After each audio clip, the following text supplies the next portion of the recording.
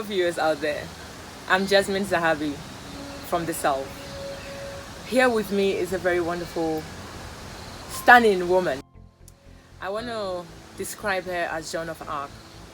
The things she's doing and where she's come from is just inspirational. I'm still trying to find the words to describe her. I'm going to let her introduce herself. My name is Jèan. I'm an addict, heroin addict. I was born in Cape Town in 1981. I was born into a normal family. I had two brothers, mom and dad. But the problem is in school it felt like I never fitted in. So I was always making trouble and causing havoc in school. If there's problems, then I would be involved. My mom thought there was something seriously wrong. She took me to a lot of psychologists, psychiatrists. But at the end of the day, I know now that there wasn't anything wrong with me. It was just, I don't know, I think I just felt different. So because of all the nonsense that I did in school, I ended up in a reformatory school. My mom and dad also divorced at this time. My brother went to a children's home and my youngest brother went to my grandmother. How old were you when your parents divorced? I think I was like 12, 13. And you're the oldest of three? Yeah.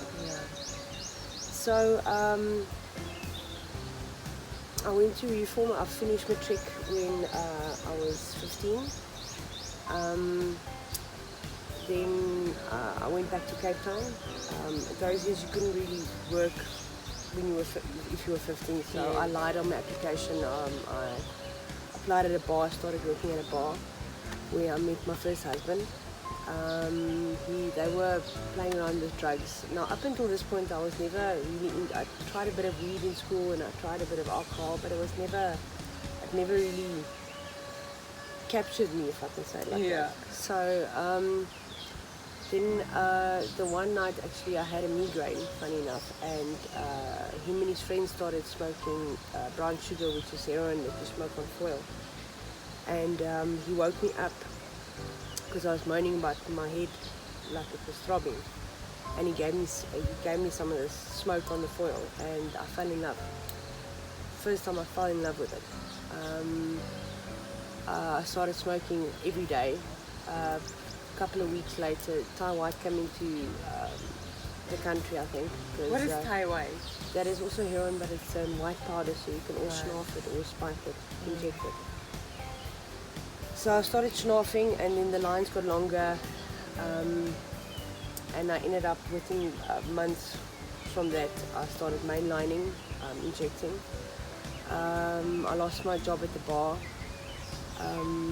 I still had obviously a drug habit to uphold, so I started working in a brothel in Cape Town South.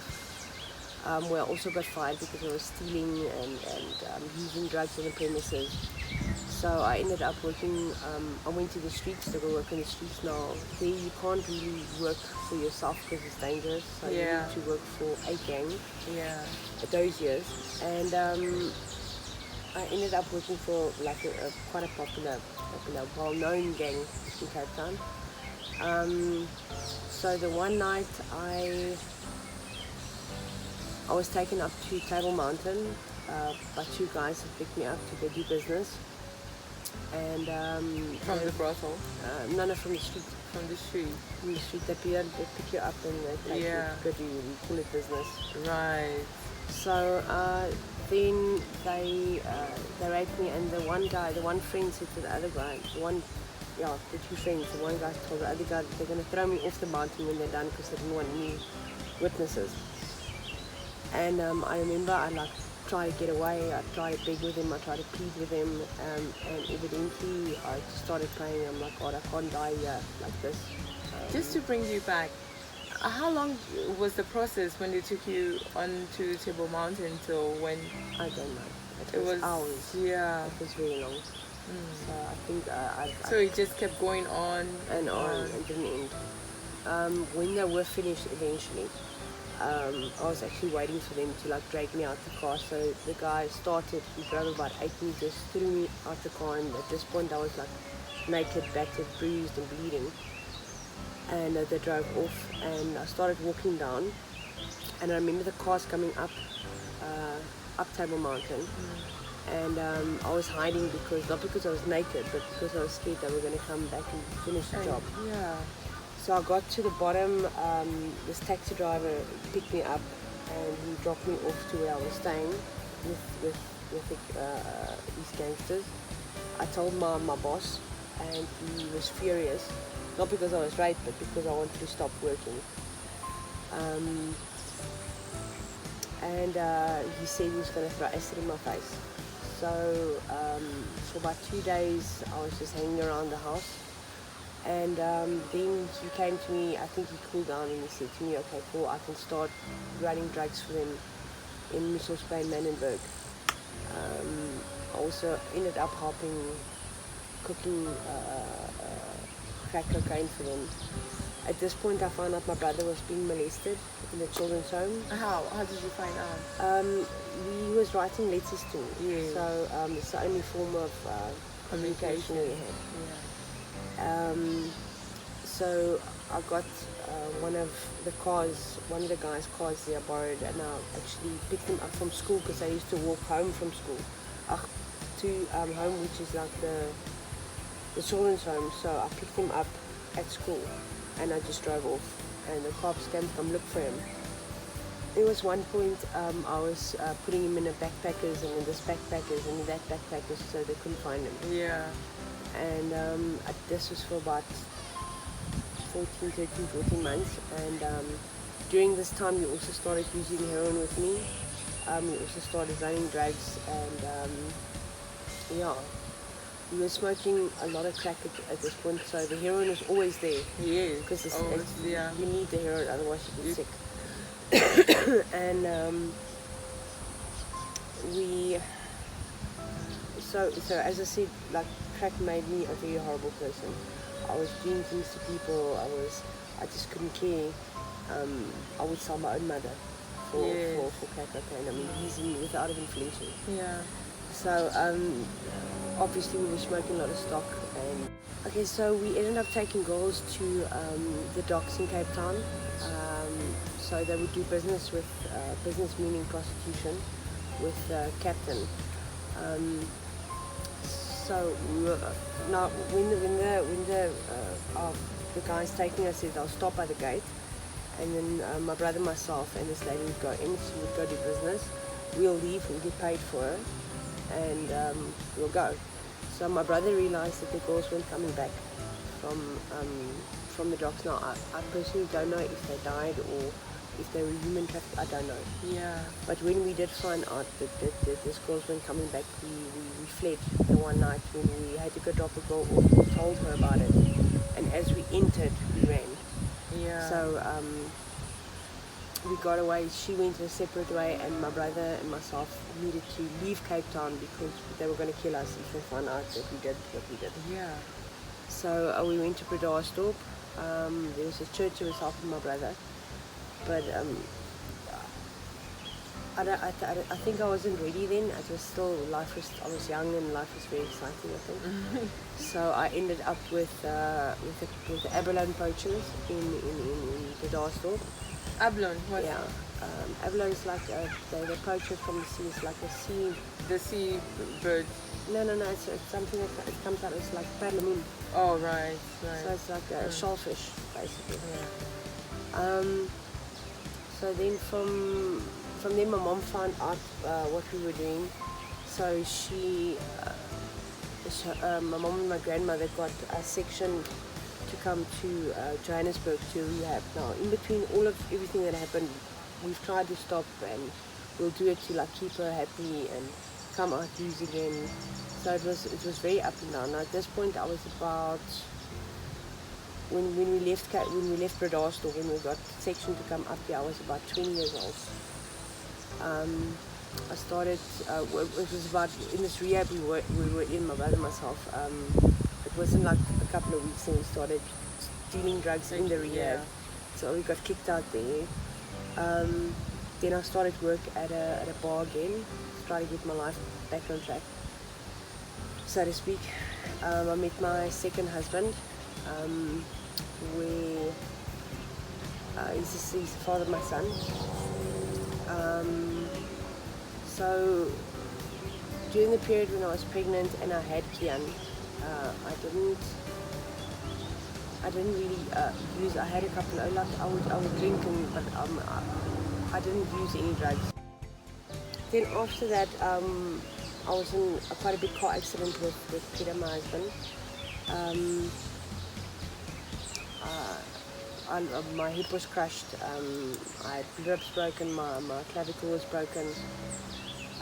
We went to hospital, and after I think my second operation, they gave me morphine the first night actually in the ambulance, and I could still fight the urge.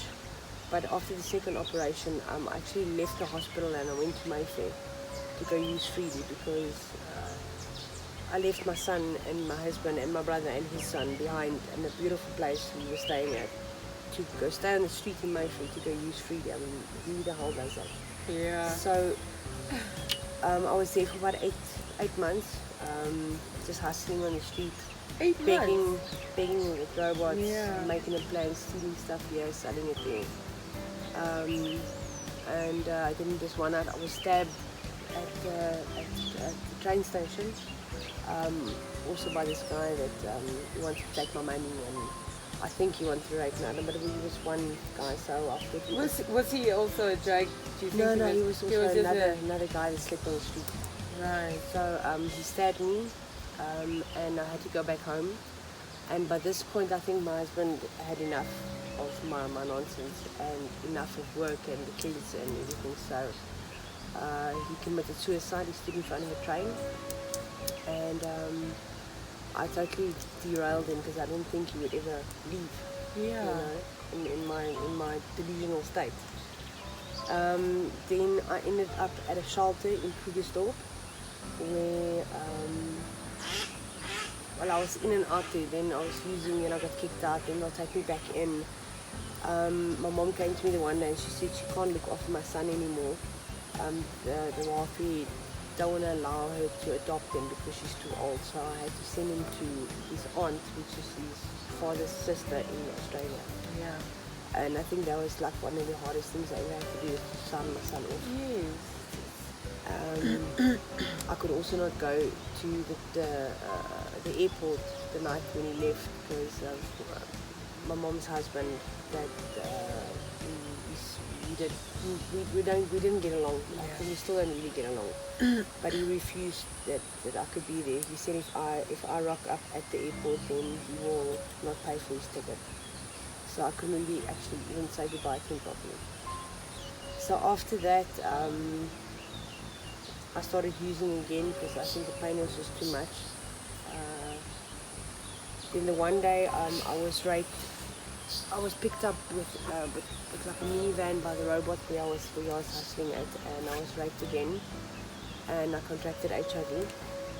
And then I just decided, you know what, my life's over, I'm done. I can't do this anymore. I keep on fighting. I've lost how many things in my life, Over and over. and it just doesn't want to stop.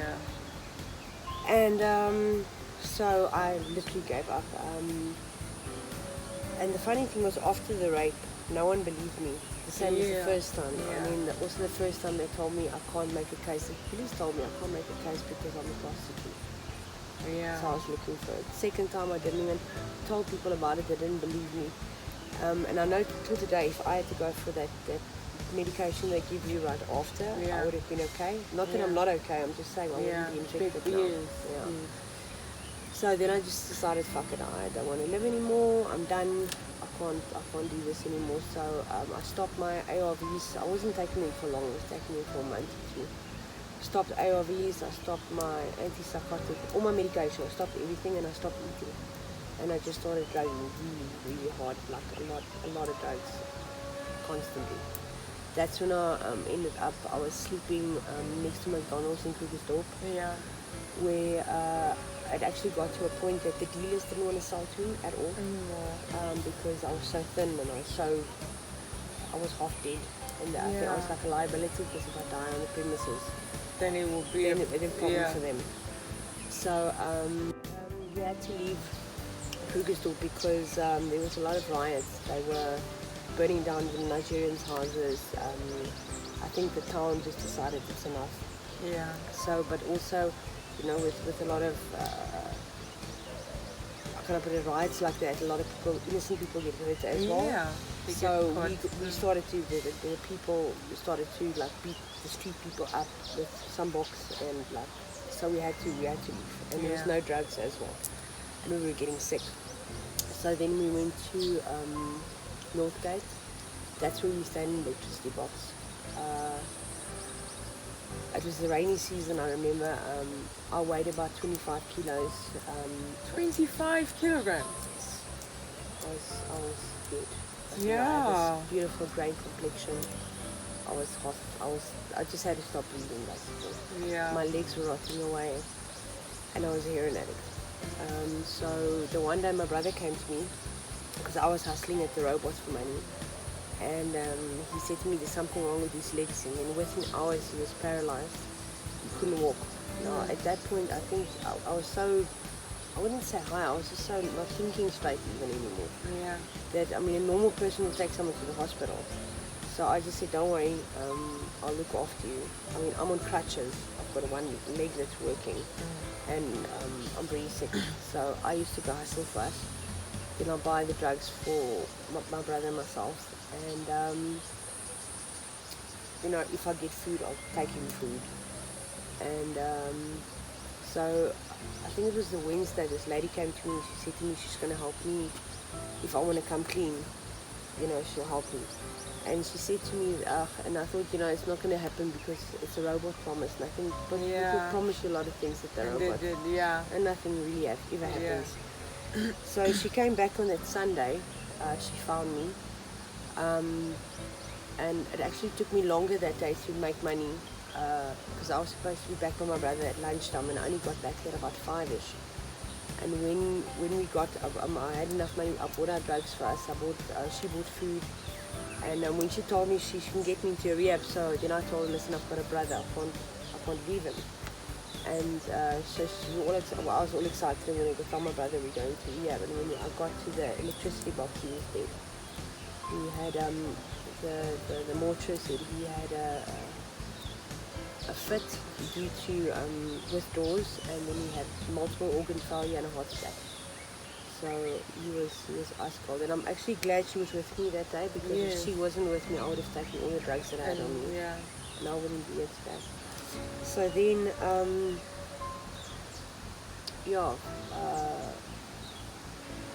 this lady phoned other people to come help. They took me away there. They took me to a shelter again. The next day, I got booked into a hospital because of my legs swelling. It was really bad. Yeah. I mean, I think at one point they wanted to amputate my one leg because it was so rotten. And stuff happened so quickly. I think they opened like a My Fun or Funding thing because I had no money. I didn't even have shoes. So, you know, and there was no family support. I've depleted that already, many years ago. So I should have gone to the one rehab. They couldn't take me because I was malnourished. Then they took me to another rehab, a private rehab actually, that the owner said, okay, they'll help me out for 7 days if the nursing staff can look after me. I ended up staying there for, I think, 2 months because someone also sponsored me to stay there. Yeah. During this time, they removed my hip that was infected, because I had a prosthesis in from before, so but that prosthesis was infected. The previous, They took that out, and then I started getting better, and I started doing like the 12 steps, and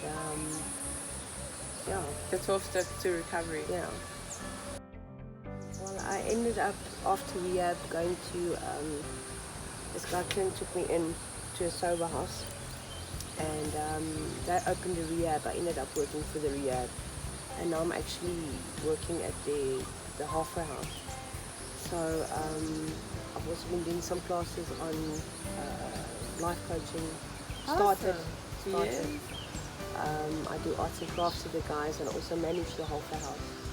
So, you know. How did it start? So do you meet more people come in? Do they behave like you did, going and coming? What are some of the words that you speak to them, just to encourage them? You know, sometimes maybe they just want like an ear, someone to listen to them. I think I can relate a lot to a lot of people because of what I've been through, and I think a lot of times they don't really want someone to tell them what to do. They just want someone to listen. So I try and do that. Yeah. And like give them experience through what I've been through. Yeah. That is very awesome. And how many years are you clean? I'm clean 19 months now. Okay. So that's, a year and a half. Yeah. Yeah.